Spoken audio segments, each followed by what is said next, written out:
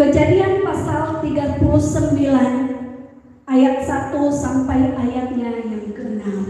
Kita akan baca secara bergantian, saya ayatnya yang pertama dan Bapak Ibu ayatnya yang selanjutnya. Yusuf di rumah Potifar. Adapun Yusuf telah dibawa ke Mesir, dan Potifar seorang Mesir, pegawai istana Firaun, kepada pengawal raja, membeli dia dari tangan orang Ismail yang telah membawa dia ke situ. Bapak Ibu. Tetapi Tuhan menyertai Yusuf sehingga dia menjadi seorang yang selalu berhasil dalam pekerjaannya. Maka tinggallah dia dari rumah-rumahnya orang Mesir.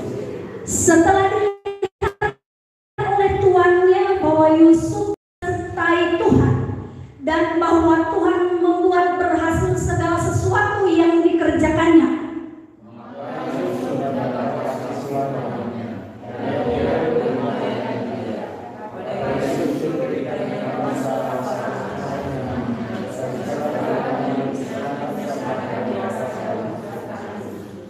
sejak ia memberikan kuasa dalam rumahnya dan atas segala miliknya kepada Yusuf, Tuhan memberkati rumah orang Mesir itu karena Yusuf, sehingga berkat Tuhan ada atas segala miliknya, baik yang di rumah maupun yang di ladang.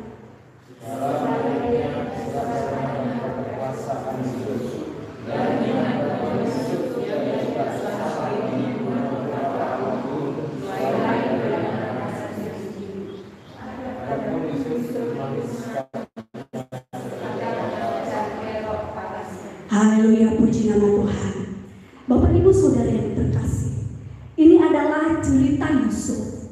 Bagaimana kalau kita melihat di pasal-pasal sebelumnya, di pasal 37, bagaimana kehidupan Yusuf sebelumnya adalah dia seorang anak yang dimanja atau yang dikasihi oleh orang tuanya, yaitu Yakub. Orang tuanya juga adalah orang yang orang yang paling kaya pada masa itu. Tetapi Yusuf,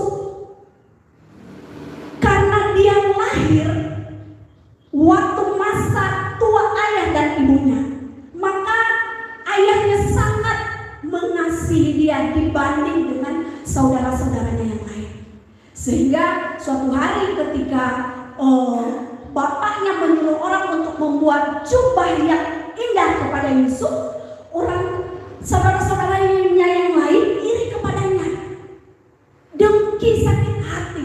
Loh, kenapa bapak saya, kenapa bapak kami ini hanya mencintai, hanya mengasihi Yusuf? Dari situlah mulai yang namanya saudara-saudaranya sakit hati.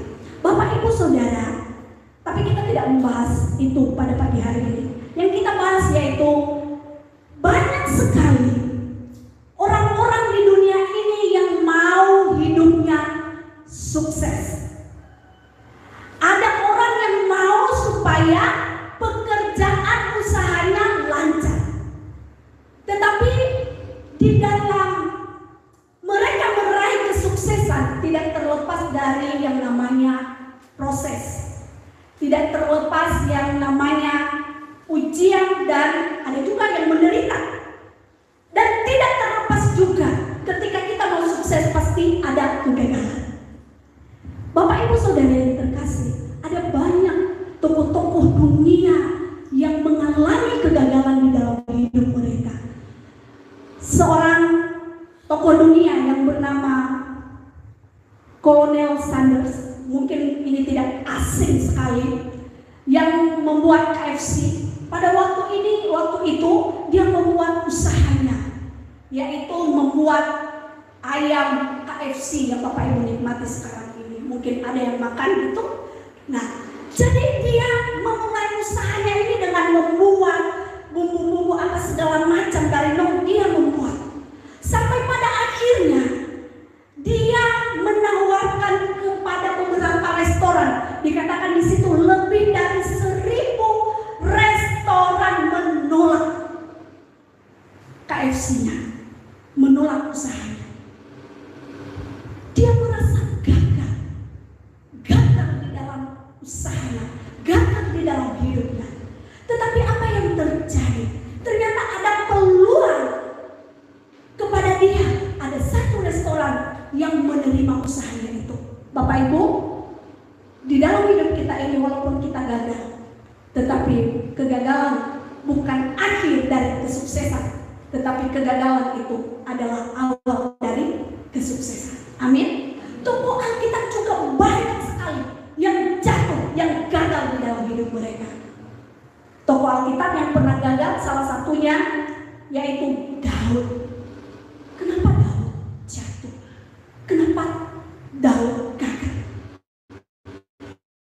Dia gagal, dia jatuh karena dia berzina dengan Uria, Betseba atau istri dari Uria. Bapak Ibu, dia berbohong juga. Dia membuat orang mati. Dia menyusun strategi supaya Uria mati, supaya Betseba ini menjadi istrinya. Gagal bukan? Gagal. Tetapi apakah kegagalan seumur hidup kita? Tidak. Sebab ada nahoda di dalam hidup kita yang mengatur hidup kita. Maka tema kita pagi hari ini, Allah nakoda keberhasilan. Amin. Bapak Ibu, siapa yang di antara Bapak Ibu yang tidak mau berhasil? Saya sangat suka, saya senang berhasil. Saya bangga kalau saat ini saya berhasil. Ketika mungkin ini awal, ketika saya melanjutkan S1, itu banyak sekali ujian yang saya alami. Sebelum saya berangkat dari Nias, saya harus mengalami yang namanya kekurangan ekonomi. Tidak ada transportasi, tidak ada uang untuk membeli tiket pesawat. Pada waktu itu tiket pesawat waktu saya berangkat dari Nias itu 1.200.000. Lalu Bapak Ibu, itu dikirim pun dari kakak saya yang ada di Surabaya, hamba Tuhan juga. Lalu kami bergumul, mama saya, orang tua saya bergumul, bagaimana ini? Kamu tidak pernah keluar kota sama sekali, keluar Pulau Nias sama sekali. Bagaimana kamu bisa sampai di tempat yang belum pernah kamu tahu? Saya mengalami guncangan kekhawatiran, itu juga merupakan kegagalan Bapak Ibu. Saya berangkat dari Nias, saya hanya bawa koper kecil, masih ada saya sampai sekarang masih saya simpan. Saya isi baju di situ. Pas di bandara, itu kilonya hanya 8 kilo. Sangat berat ya Bapak Ibu. Jadi dari pesawat itu saya merasa, Tuhan, saya mau kemana? Saya tidak tahu tujuan saya kemana. Saya turun kemana di pesawat? Sampai saya di bandara Surabaya, saya mengatakan, Tuhan, ini orang-orang siapa ini yang belum pernah saya kenal? Lalu saya telepon orang kampus dan mereka mengatakan naik ini, naik itu, ada yang jemput, ada yang sudah kami pesankan travel dan lain-lain. Sehingga saya sampai di kampus. Bukan hanya itu tantangan dalam hidup saya ketika saya melanjut kuliah. Saya masuk kuliah, orang tua saya tidak mampu. Orang tua saya tidak mampu sama sekali. Kalaupun mengirimkan uang kepada saya, mungkin 1 kali 2 bulan itu 100.000. Beli sabun. Tuhan menolong saya. Saya menderita. Saya sedih. Saya merasa kecewa. Kenapa ya? Tuhan memanggil saya, tetapi kok sampai menderita seperti ini?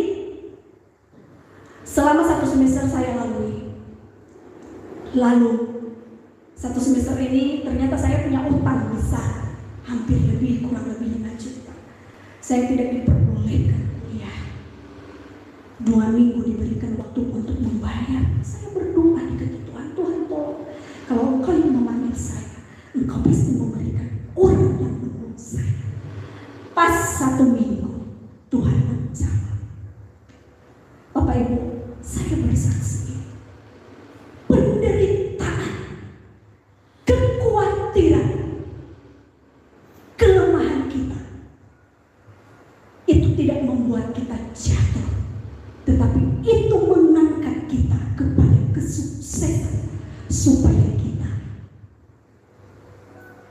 merambatkan akar-akar dan menghasilkan buah. Amin. Bapak Ibu, Yusuf adalah orang yang dikasihi oleh bapaknya, yang di rumahnya cukup kebutuhannya. Bahkan dia punya pekerjaan, yaitu menggembalakan domba-domba dan memantau saudara-saudaranya. Yusuf tidak kekurangan. Yusuf tidak menderita di saat dia ada di rumah orang tuanya.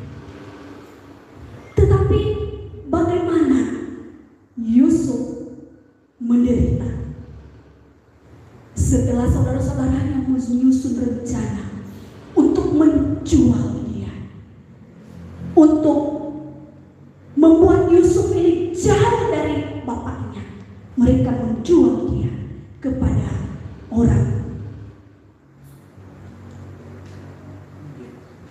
Ismail, kepada orang Ismail pada waktu itu. Mereka menjual. Tetapi apakah Yusuf sakit hati kepada saudaranya, kecewa kepada saudaranya, kecewa kepada Tuhan?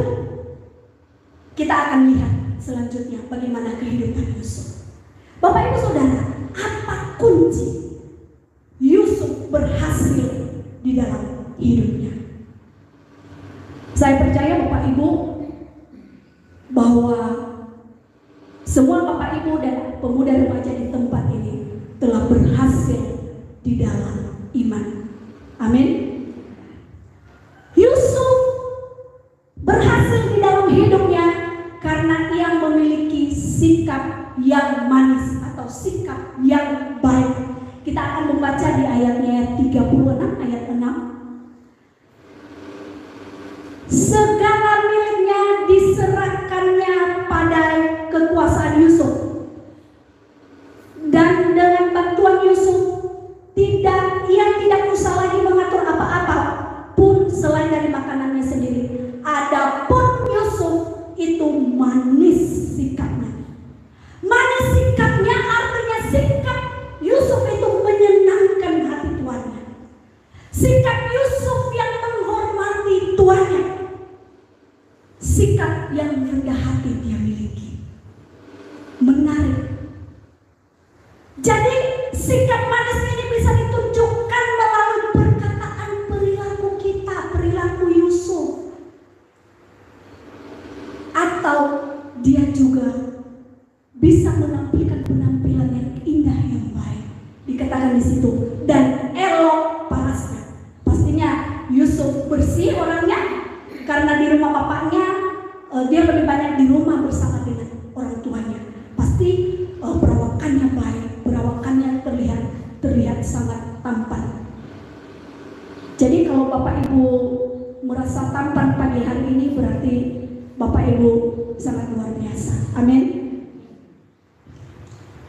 Bapak Ibu Saudara, apabila kita melihat tadi bahwa Yusuf itu dikasihi oleh bapaknya, bahkan Yusuf itu terus bersama-sama dengan ayahnya. Pastinya ayahnya tidak hanya mendidik Yusuf, mengajari Yusuf untuk mencari hidup, yaitu menggembalakan kambing domba. Tetapi dia juga mengajarkan Yusuf bagaimana taat kepada Tuhan, bagaimana menghormati yang lebih tua, bagaimana menghormati orang lain, bagaimana bertanggung jawab kepada apa yang diberikan kepada Yusuf. Dia bertanggung jawab ketika bapaknya menyuruh dia untuk melihat saudara-saudaranya. Apa yang terjadi di padang, dia akan memberitahu kepada ayahnya. Itu tanggung jawab Yusuf. Mengapa Yusuf dijual di tanah Mesir kepada orang Ismail? Karena tadi saudara-saudaranya iri hati. Oleh karena iri hati, saudara-saudara Yusuf menjual Yusuf. Namun di balik itu Tuhan punya rencana bagi Yusuf supaya rencana Allah bisa terjadi, bisa tercapai lewat kehidupan Yusuf. Bapak Ibu Saudara, ada banyak orang di luar sana yang mengatakan bahwa, loh, kenapa ya orang Kristen itu berbeda dengan yang lain? Suatu ketika saya pelayanan di Kesamben, saya naik bus. Lalu ketika saya naik bus, saya mau duduk. Yang ada di samping saya ini adalah ibu-ibu. Saya tersenyum dan saya minta permisi Bu, saya duduk. Lalu lama-lama kelamaan berjalan waktu, lalu dia mengatakan, Mbak orang Kristen ya? Loh, kok ibu tahu? Saya kaget.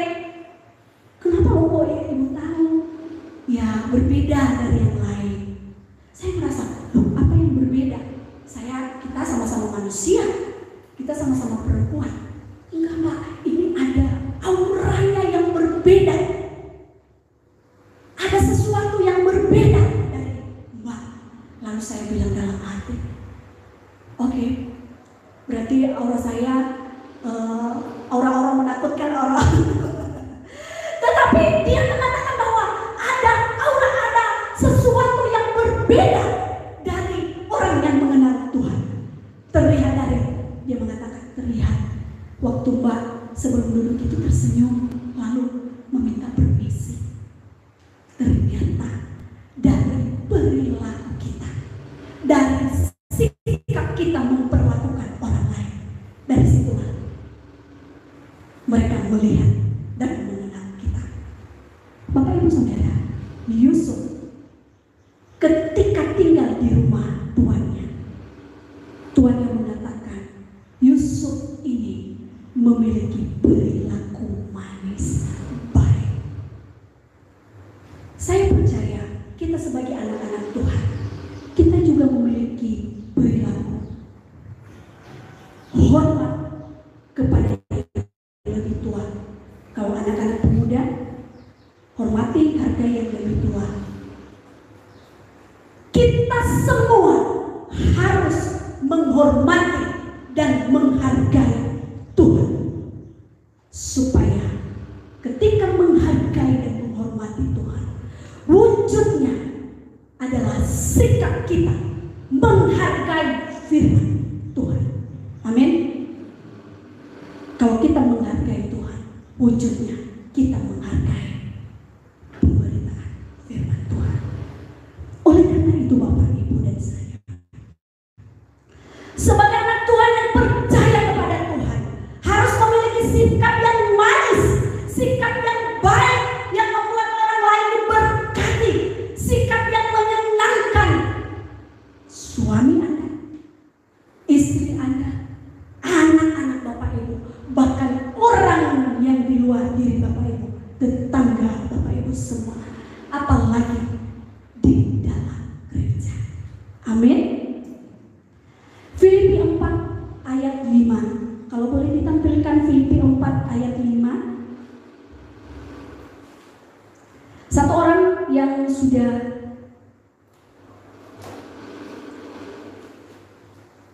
mendapatkan bisa membaca untuk kita. Filipi 4 ayat 5.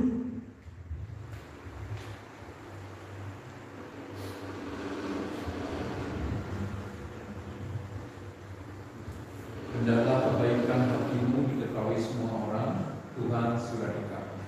Hendaklah kebaikan hatimu diketahui semua orang. Ayat ini mengajak kita supaya sebagai orang yang telah percaya, menunjukkan kebaikan hati kita, mewujudkan kebaikan hati kita kepada orang lain. Orang lain artinya di luar diri kita. Yang menentukan baik buruknya kita bukan diri kita sendiri, tetapi orang lain bisa menilai kita. Bapak Ibu Saudara yang terkasih, Yusuf memiliki sikap yang manis. Bahkan dia tidak menilai dirinya, tetapi tuannya, orang lain yang menilai dirinya sendiri.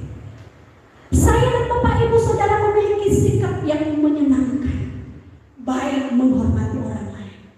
Apabila hati saya dan saudara bersih, hati saudara-saudara Yusuf, kita sudah lihat bahwa mereka sangat iri hati. Hati mereka penuh dengan kekotoran, kedengkian, sehingga mereka menjual Yusuf. Bapak Ibu, bukti-bukti bahwa Yusuf itu memiliki sikap baik, hormat, menyenangkan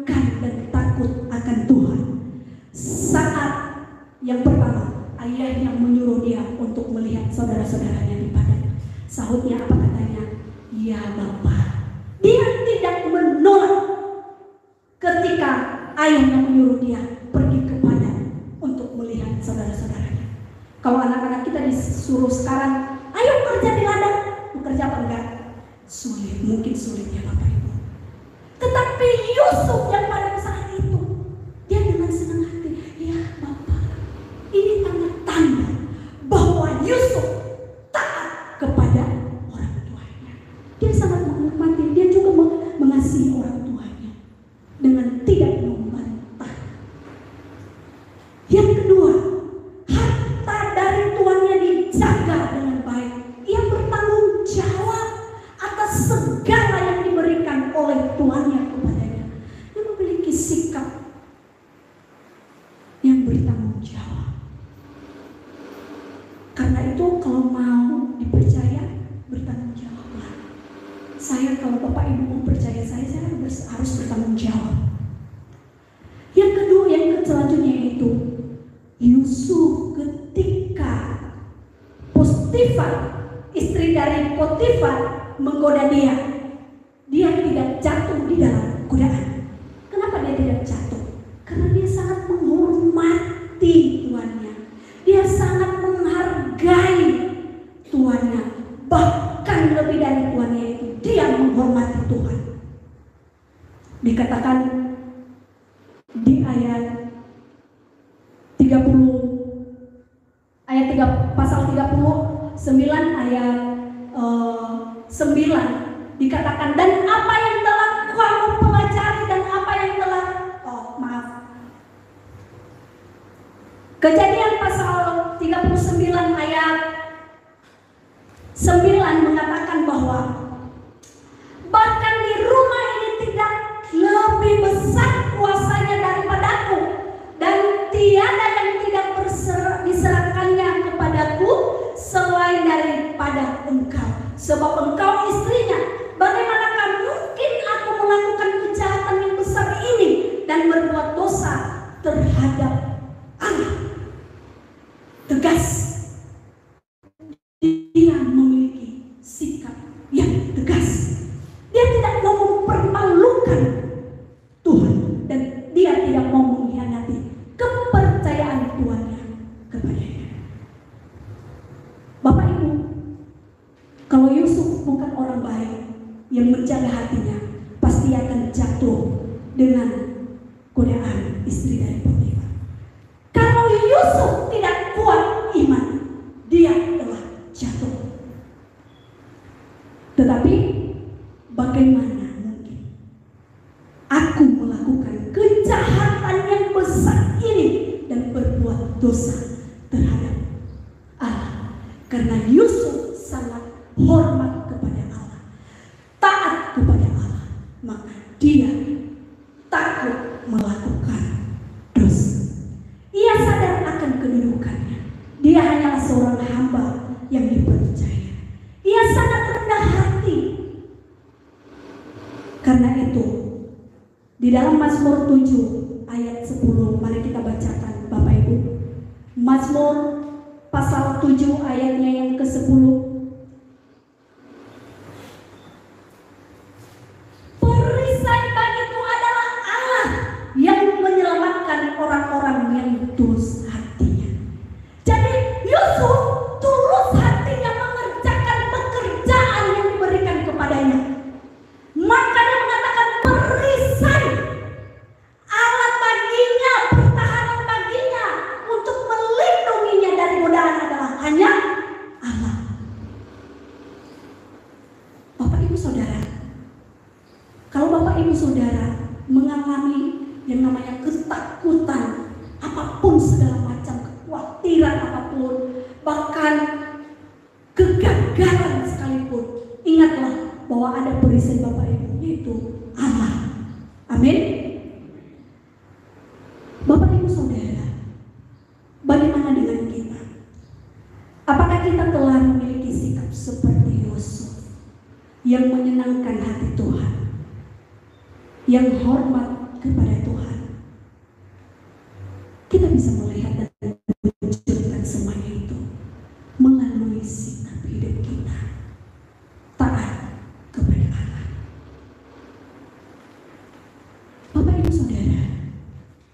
kasih di dalam nama Tuhan Yesus. Yusuf hidup di dalam ketaatan kepada Allah. Berani yang mengatakan tidak pada dosa. Amin. Bapak Ibu Saudara, mari kita lebih menghormati Tuhan dan mengatakan bahwa Tuhan adalah perisai dan penolong bagiku. Takut akan Tuhan adalah permulaan pengetahuan. Mengandung bahwa di dalam Amsal pasal 1 ayat 7 bahwa dia berpesan kepada kita bahwa sikap yang rendah hati, takut akan Tuhan, hormat kepada Tuhan adalah dasar dari pengetahuan yang sejati. Jadi mari kita memiliki sikap hormat kepada Tuhan, sikap taat kepada Tuhan diwujudkan dengan sikap kita sehari-hari di dalam mengerjakan pekerjaan Tuhan, bahkan di dalam melayani keluarga kita. Kunci yang pertama. Kunci yang kedua yaitu Yusuf berhasil di dalam hidupnya karena yang menjadikan Allah sebagai tujuan di dalam hidupnya, atau karena Yusuf disertai oleh Tuhan di dalam hidupnya.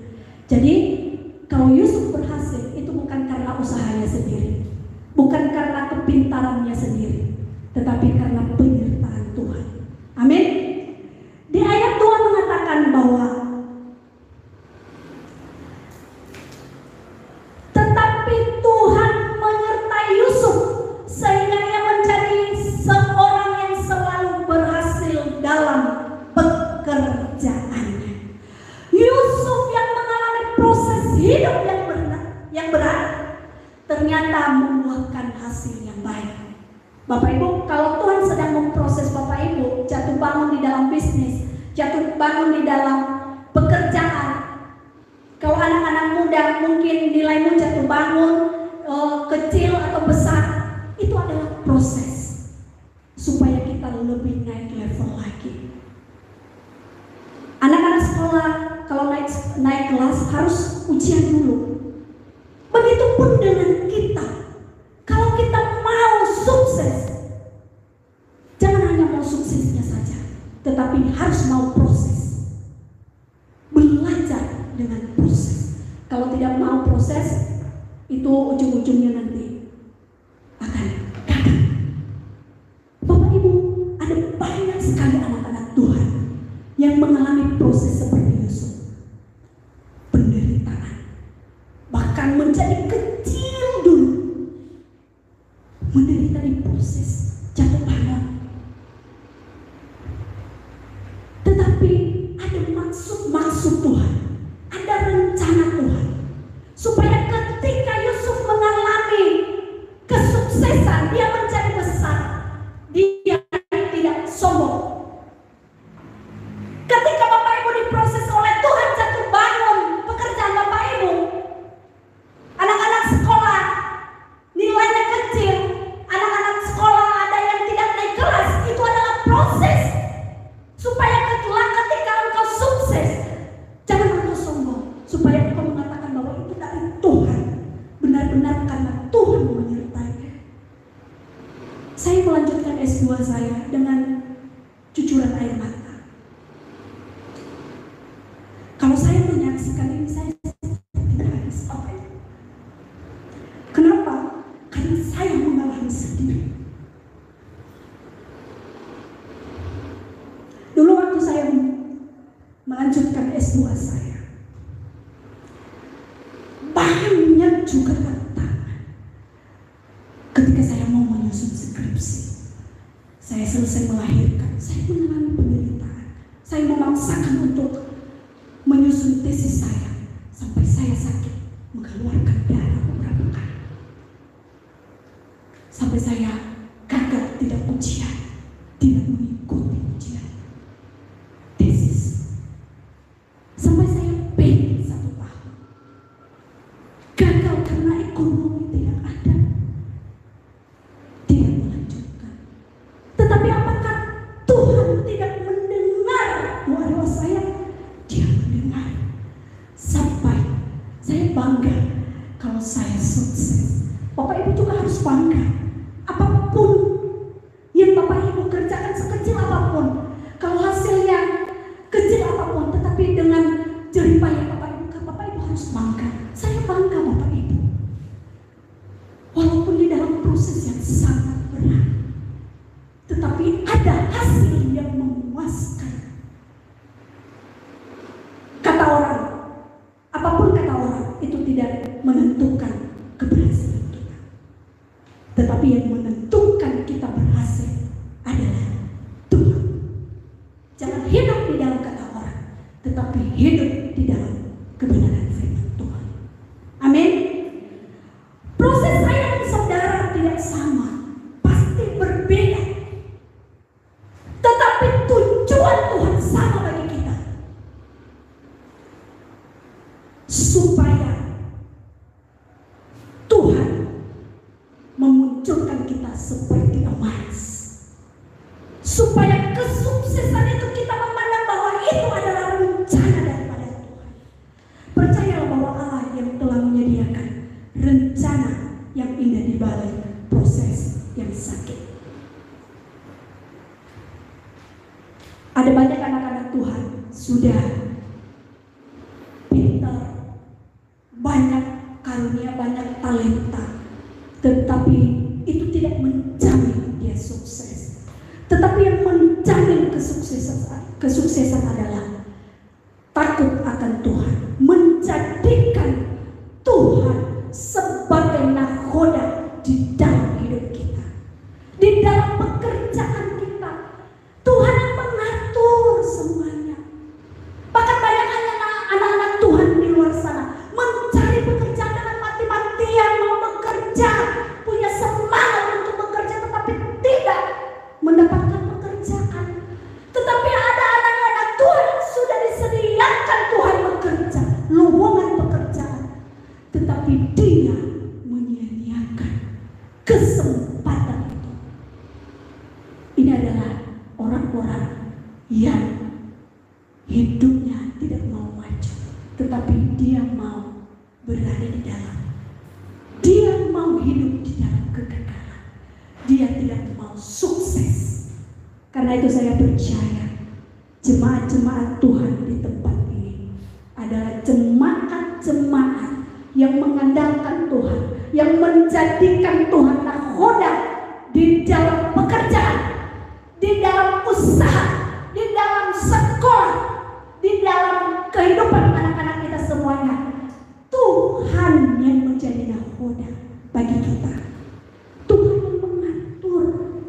Jangan khawatir Bapak Ibu. Ada Tuhan yang mengatur, ada Tuhan yang menyertai. Sakit memang proses hidup kita. Tetapi kalau kita tidak mau diproses oleh Tuhan, maka hidup kita tidak akan pernah berakar, apalagi menghasilkan namanya buah kehidupan. Bapak Ibu, oleh karena itu jangan memandang proses sebagai suatu penderitaan, tetapi pandanglah prosesmu membawa kepada sukacita dan pengharapan. Jika Bapak Ibu saya dan saya telah berakar dan kuat, maka proses kita anggap sebagai pelengkap keberhasilan kita. Yusuf tidak berhasil tanpa penderitaan. Dia dipercayakan sebagai orang yang menguasai, yang menjaga di dalam penjara. Lalu dia dipercayakan lagi ketika dia menafsirkan mimpi, yang menjadi pemimpin yang besar di Mesir. Itu adalah kepercayaan. Maka jangan menganggap proses itu suatu penderitaan, tetapi anggaplah proses itu membawa Bapak Ibu kepada kesuksesan, supaya terus dan terus mengandalkan Tuhan sebagai nakoda di dalam hidup saya dan Bapak Ibu. Bapak Ibu Saudara yang terkasih, Allah adalah nakoda yang mengatur keberhasilan di dalam hidup kita. Oleh karena itu, dalam kehidupan orang percaya pasti mengalami proses untuk membangun kehidupan yang berakar dan tidak berhenti menghasilkan buah. Yusuf menjadikan Allah nakhoda di dalam hidupnya sehingga ia dipercayakan menjadi pemimpin di Mesir yang lebih besar. Bapak Ibu Saudara, sebagai kesimpulan bagi kita, kunci kesuksesan Yusuf, ia memiliki sikap hormat kepada Allah. Ia memiliki sikap yang manis, yang menyenangkan hati Tuhannya. Mari kita juga sebagai jemaat Tuhan, mari kita memiliki sikap hormat kepada Tuhan dengan mewujudkan dengan sikap kita menghormati firman Tuhan, menghormati pemimpin kita, menghormati sesama kita, menghormati keluarga kita. Yang kedua, dia sangat rendah hati.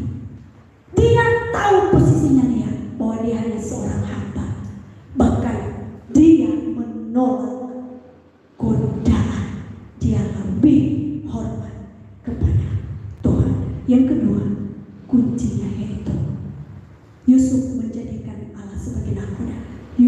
Tuhan menyertai Yusuf di dalam hidupnya. Setiap orang percaya, mari apapun yang Ibu rencanakan, apapun yang Bapak Ibu kerjakan, apapun usaha pekerjaan Bapak Ibu, apapun kerinduan Bapak Ibu kepada anak-anak Bapak Ibu, biarlah Tuhan yang menjadi nakhoda, biarlah Tuhan yang mengatur. Karena Allah kita Maha Kuasa, Maha Mengerti, Maha yang memberikan. Ujian-ujian hidup bagian dari proses, supaya kelak ketika kita sukses, kita tidak menjadi orang-orang yang berakar dan tidak berhenti menghasilkan buah bagi Tuhan. Yusuf menghasilkan dengan menjadi berkat bagi keluarganya, mengampuni saudara-saudaranya, bahkan mengambil saudara-saudaranya, menangisi saudara-saudaranya ketika mereka bertemu. Bapak Ibu, mari juga ketika kita punya kepahitan di dalam hati, sakit hati, kekecewaan, para pemuda-pemudi, engkau kecewa, Bapak Ibu Saudara, kecewa kepada sesama, kecewa kepada suami istri, mari kita merangkul satu dengan yang lain. Mari kita membuka hati kita, memberi pengampunan dan mengampuni, supaya kita mengalami kasih yang daripada Tuhan. Kiranya diberkati kepadamu apa yang engkau kerjakan, dan semua dibuat berhasil oleh Tuhan. Bapak Ibu tundukkan kepala. Kita akan menyanyikan pujian. Walaupun berkali-kali kita gagal di dalam hidup kita, tetapi ada nakhoda yang mengatur hidup kita, yaitu Allah yang begitu